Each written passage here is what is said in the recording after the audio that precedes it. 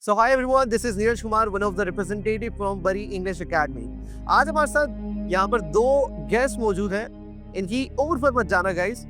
He is Kana, who is somewhere around 13 years old and studying in school.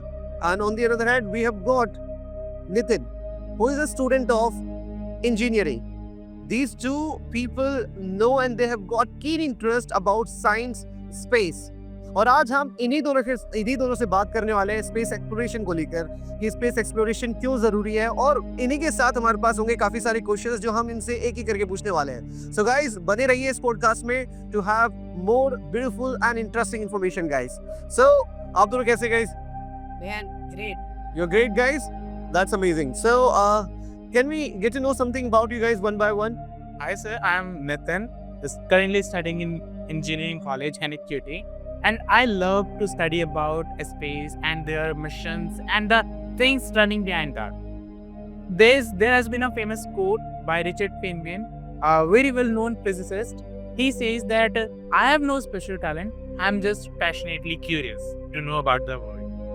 That's the same thing about us. That's nice. Well, very well said by Nitin sir. I believe that curiosity and humans are very well connected to each other. Humans are being toward curiosity, and curiosity have been helping humans since a long time. And this is what I and all humans strive for. I like space because it is full of wonders and curiosity. You will always find something unexpected and something really amazing. You would want to deep dive if you have some good interest in that. Okay, I guess आप दोनों के साथ बात करने में बहुत मजा आने वाला है. तो सबसे पहले मेरे पास एक क्वेश्चन है आपके लिए. What is space exploration and what drives it? Space exploration it is something which you are exploring space, as its name suggests.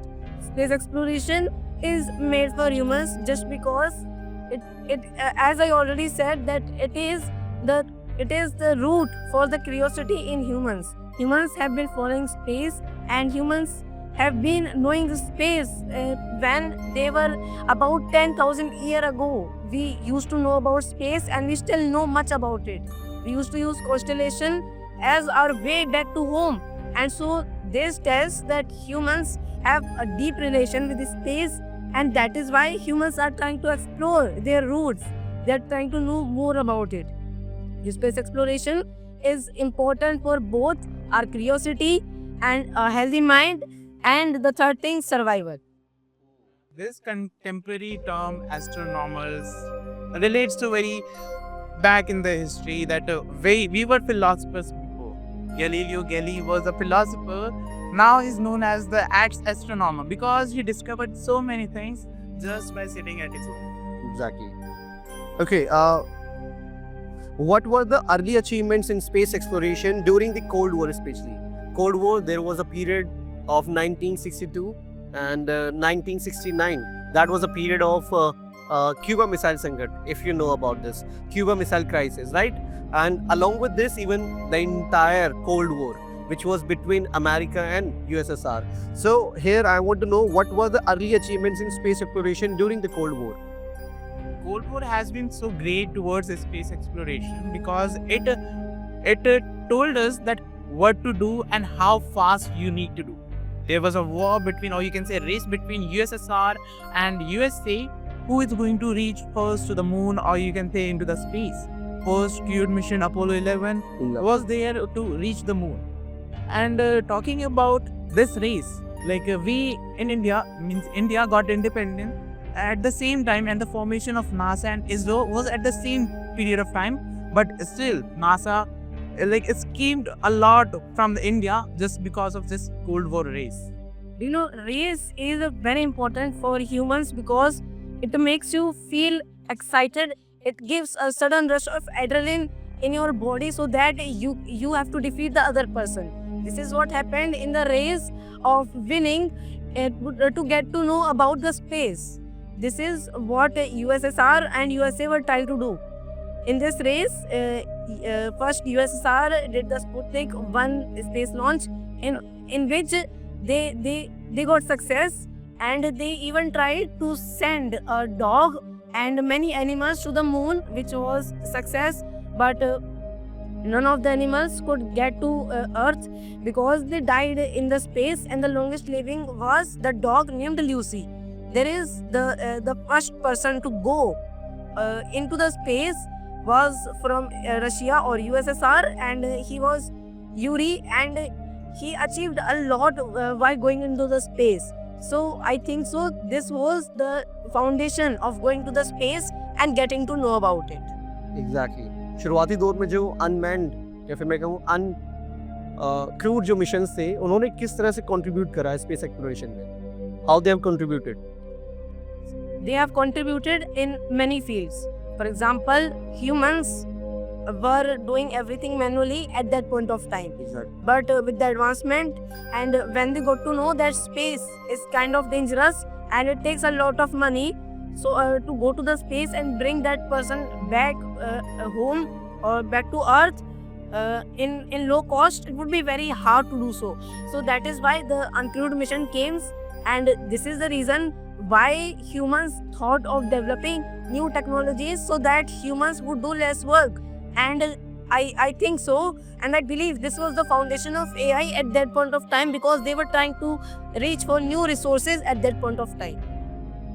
Yeah, the definition of AI has been changing. Used to know as the like automatic machine that can do calculations. Now it is a bot that can chat with you. It was seen. The Sputnik 1 and other space uncrewed missions was there just because to explore the Earth and the space. We delivered some of the devices to explore the space, like satellites to connect with other part of the Earth, and means there were so many things that we developed, and this development led us to internet and led us to so many things. The GPS, global positioning system, that is very useful in nowadays just because of space exploration. And this is the uncrewed mission. There have been so many satellites like geostationary satellite, heliostationary satellites. Those are helping us to get the information and get to know about the early threats.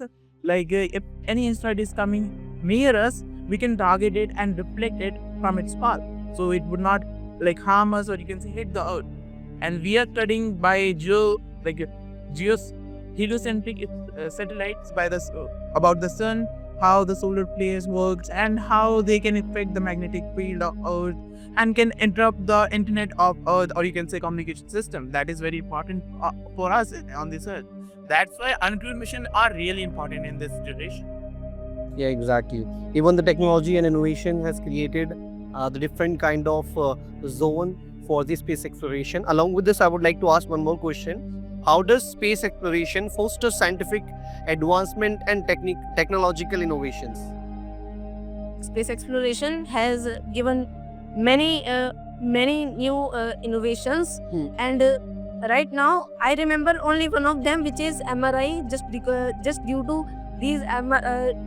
to the knowing about solar flares and these things, we got to know about MRI machines and how does magnets work and what are their powers. So humans got to know more about magnets, and this was the reason that MRI machines were created, which you can remotely know about a person's brain, what is going into it, and you can find cancer without opening the skull. Right. There have been a story, or you can say it's a real story. The famous scientist or astrophysicist, who is also an influencer towards astronomy, the Neil deGrasse Tyson. His professor was studying about nebulas, the gas clouds, or you can say the death of a star. He mastered into the nucleus of hydrogen, or you can say atoms. So he identified with with magnetic fields, we can distinguish between hydrogen atoms and other atoms. So he talked to a medical engineer who can make a device that can identify between different tissues. Now we have MRI, magnetic resonance imaging. That's how it works. So do you know about multiverse? The theory of multiverse? Okay, can you please let us know something about the introduction of multiverse, a brief introduction of it? Multiverse is just like we have our home, we roam around in our home, and there are several homes in our street. Like this, we have our universe. We cannot roam around in the universe. but still we believe and we perceive that there are some other universe that are exactly the copy of our universe. So you mean to say that the existence of multiverse is real? It's not proven yet. It is not proven. Yeah, it wasn't proven until Wright brothers found that we could fly.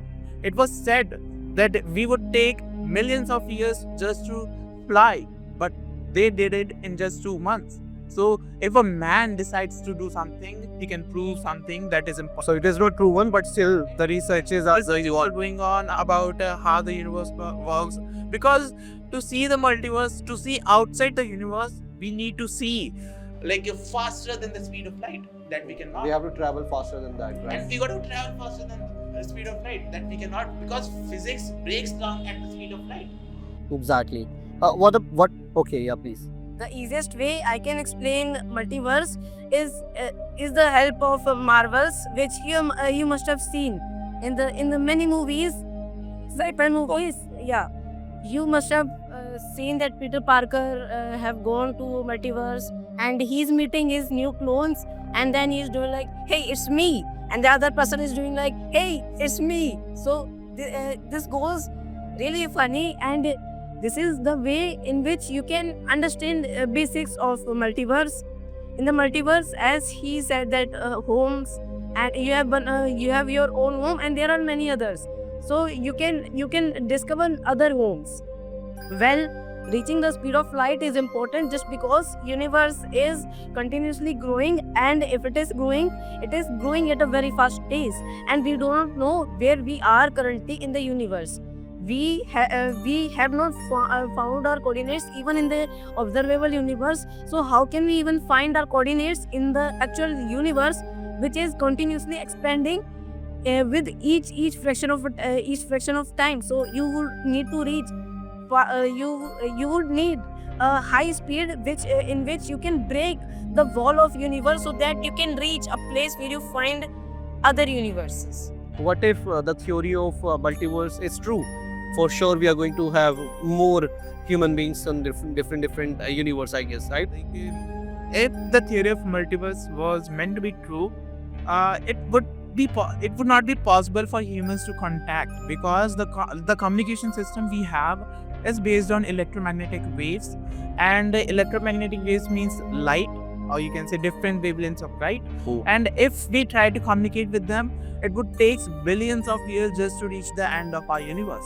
So how can we talk to other universes? There must be another ways that we gotta find, and if we found one, we would be surprised, and maybe there may be dangers out there in the multiverse that we are unaware of. And there have been a thing that the universe is expanding so fast that it is moving faster than the speed of light. It's like you are a head of your home. You decide everything. That how to do the thing. Universe is like that. Universe decides the speed of light. You should be limited. Humans, you should be limited. You should know this much only. But if you try to do something, you would need a lot of efforts to know about me. It's like a head of home, the universe. And there also have been a theory of proving the multiverse existence from the same scientist or astrophysicist, Neil deGrasse Tyson.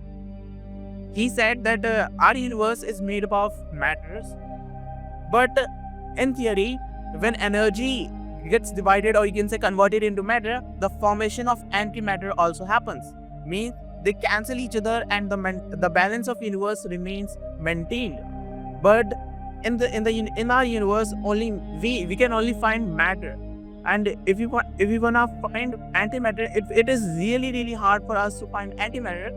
So he says that there must be another universe where that universe is made up of antimatter. Means we must be sitting at the same place, but in other universe made up of antimatter, or you can say not electrons, not proton, not neutrons, but anti-electrons, anti-proton, or anti-electron. That it's so mind-blowing theory, but it's a theory not proven yet. Yeah. Thank you so much, by the way. Thank you so much for coming and joining with us. And along with this, guys, I would like to ask you to drop a comment in our comment box that do you really think the multiverse exists or not. Along with this, thank you so much for connecting with us. Till then, bye-bye everyone, and we'll meet you again with different guests with different podcast topic. Till then, bye-bye everyone. Thank you so much.